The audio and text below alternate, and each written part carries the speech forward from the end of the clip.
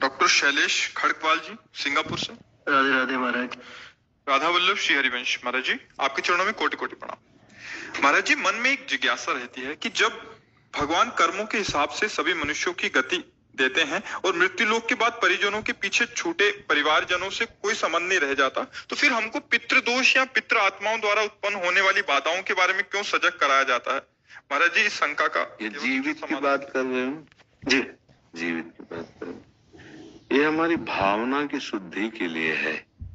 अब हम जैसे हमारे पिता पधार गए और उनकी हम संपत्ति का उपभोग करते, उन्होंने हमारा पालन पोषण किया, उनका हमसे संबंध नहीं, लेकिन हम तो जीवित होकर उनका संबंध मान रहे ना।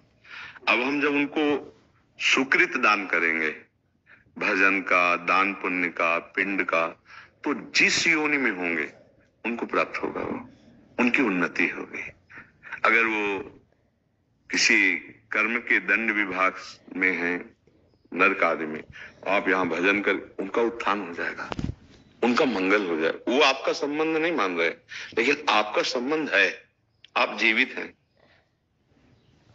आपका स्थूल शरीर जब पड़ा होता है सैया में और आप स्वप्न देख रहे होते हैं, तो आपका स्थूल जगत और स्थूल शरीर से कोई मतलब नहीं होता, लेकिन मतलब है, जगने वाले को स्थूल से मतलब होगा ना। ऐसे ही जब शरीर छूटता है तो इस स्थूल जगत का उसका संबंध विस्मृत हो जाता है, लेकिन आपका जागृत है तो आप उसका कल्याण कर सकते हैं, क्योंकि वो आपका पिता रहा है।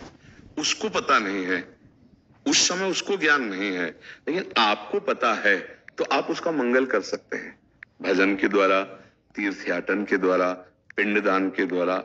अगर आप नहीं करते हैं तो आपका कर्तव्यहीनता होगी, क्योंकि आपका कर्तव्य बनता है।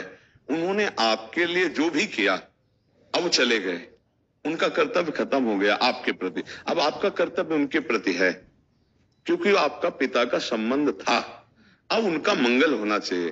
तो हम, अगर पिता की संपत्ति नहीं, तो हम संपत्ति कमाएं, उनके लिए दान करें, वो दान उनको समर्पित करें, तो वो जहां भी होंगे उन्नति प्राप्त हो जाएगी, उनको उत्थान हो जाएगा, उनका स्थिति से उत्थान हो जाएगा, मंगल होने। मानो किसी मनुष्य शरीर में गए, अब उनको जो दंड मिलने हैं, उनको जो प्रारब्ध रचना हुई, और आपने भजन बल दे दिया, तो सब रुक जाएगा, उनका जीवन मंगल में हो जाएगा।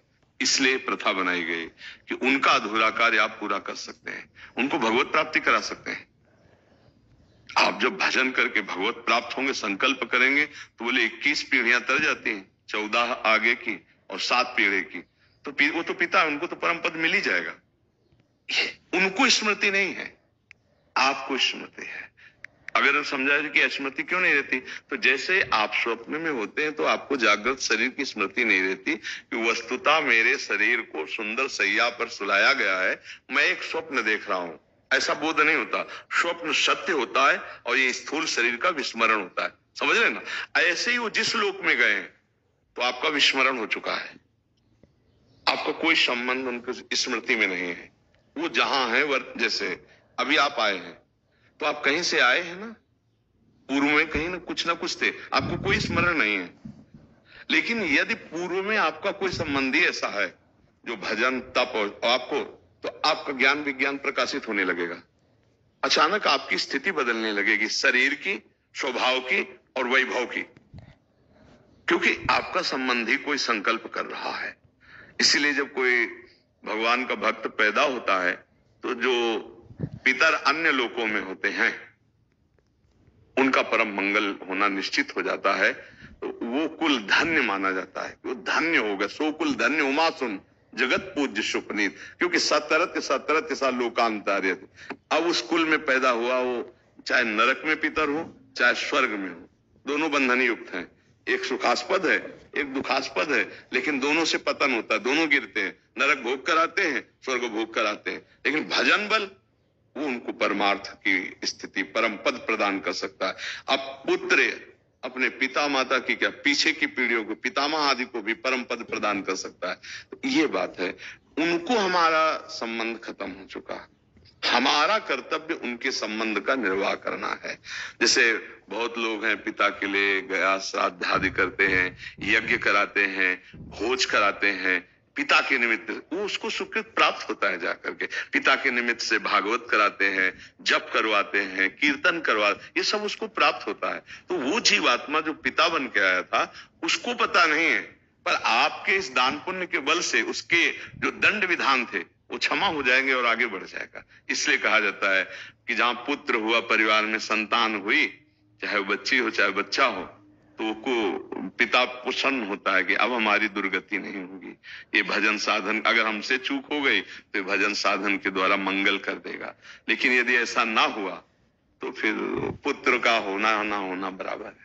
इसलिए माना जाता है ना, संतान हो गए, हमारी आत्मा है, ये हमारे लिए कुछ करेगा। अगर हम चले भी गए तो हमारा कल्याण ये करेगा, क्योंकि हमारा वंशज है, उसके संबंध से उसको प्राप्त हो जाता है।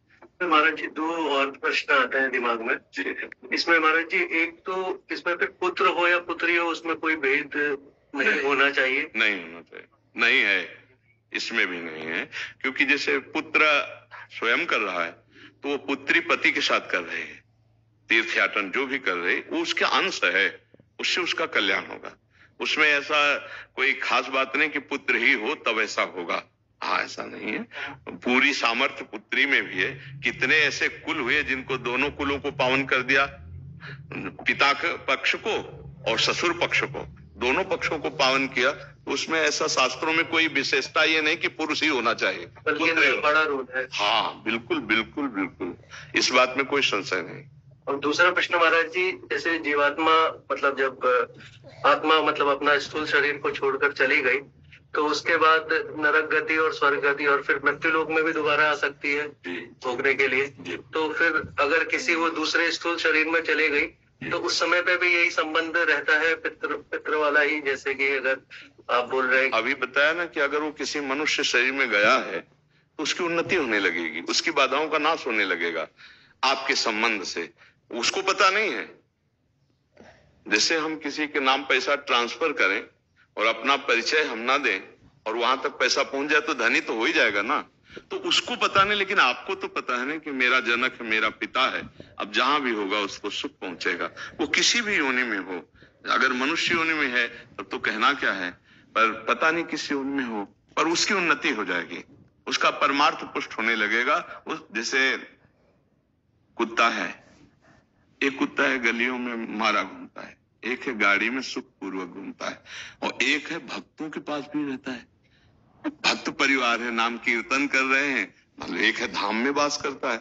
कितने तो अब इसके सौभाग्य का जनसाधारण कुत्ता थोड़ी करेगा, जो धाम में राधा नाम कीर्तन हो रहा है, देहरी पे बैठा हुआ है, संत जन प्रसाद पाए, उसको दिए श्री जी का प्रसाद ही तो मिल रहा है। तो अब ये कुत्ता और वो एक जनरल कुत्ता, बड़ा अंतर हो गया ना। एक कुत्ता जो गली में भोजन नहीं मिलता, एक जो गाड़ी में खिड़की के खुला करके गोद में लेकर, अंतर हो गया। किसी भी योनि में हो जीव, आपका उसका तप है, मतलब वो एक अरबपति आदमी है, अपनी गोद में बैठाले हुए है, वो उसका वो खिड़की खुला है, हवा आ रही, एसी गाड़ी में बैठकर कुत्ता चल रहा है, नहीं चल रहा। देखो ना, जीव है, अलग अलग उसकी स्थिति है। अगर वो पुण्यात्मा रहा तो देखो ये आया, बना किसी कर्म से श्वान, लेकिन ऐसा श्वान बना तो बाबूजी की तरह जाके गद्दे में सोता है, सर्दी में उसको कपड़ा पहनाए जाते। और एक कुत्ता है कि अगर दरवाजे में खड़ा हो जाए तो डंडा मारे बेचारा, को करके, वो ना भोजन मिल रहा है ना, मतलब कितनी। एक कुत्ता है कीड़े मतलब कीड़े लगे हुए हैं, कष्ट पा रहा है। एक है खुशबू आ रही है उसके शरीर से, बढ़िया नहा धोआ के सब। ये किसी भी योनि में उसका मंगल होगा। हमें लगता है कि सबको करना चाहिए, अपने माता पिता के लिए, अपने पूर्वजों के लिए कुछ माला भजन करके, इससे सबसे बड़ा दान है। रुपया पैसा का तो दान ठीक है करे ही, लेकिन ये जरूर करे कि राधा राधा राधा 5 माला जपा, तो आज की 5 माला हम अपने पिता को देते हैं, इतना बड़ा कल्याण हो जाएगा 5 माला नाम जप करके। और अगर आप रोज 1 माला दे, पिता है तो उनका कल्याण हो जाएगा। ये गुप्त बात है आंतरिक, कि वो आपसे संबंध नहीं रखते, लेकिन आप जीवित हैं, आप उनसे संबंध रखते हैं, तो ऐसा करना चाहिए।